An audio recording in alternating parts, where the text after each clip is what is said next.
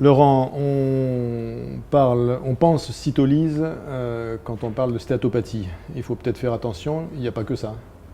Non, effectivement, ouais, j'ai vu un travail qui m'a intéressé parce qu'il s'intéressait aux formes cholestatiques de ces hépatopathies métaboliques.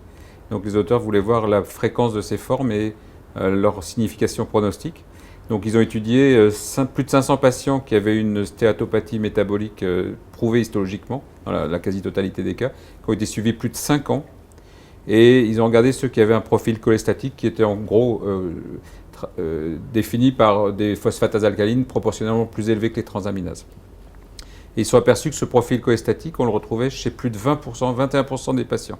Donc moi, c'est plus élevé que ce que je pensais, d'une part. Et ces profils cholestatiques se retrouvent plus fréquemment chez les cirrhotiques, où ça monte jusqu'à 45%. En termes de signification pronostique, par ailleurs, ils ont fait une analyse multivariée ajustée sur les paramètres habituels, âge, sexe, diabète, TP, etc.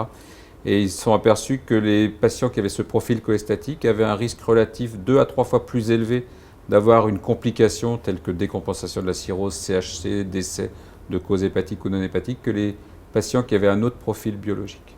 Donc voilà des résultats que moi je ne connaissais pas, enfin que je ne les maîtrisais pas comme ça.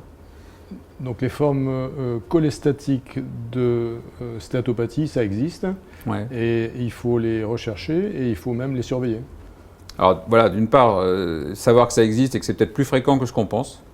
La deuxième chose, c'est de dire chez des patients qui ont une cholestase mal expliquée, quand on a éliminé les causes habituelles, c'est de penser à la cause métabolique, peut-être plus que ce qu'on fait actuellement.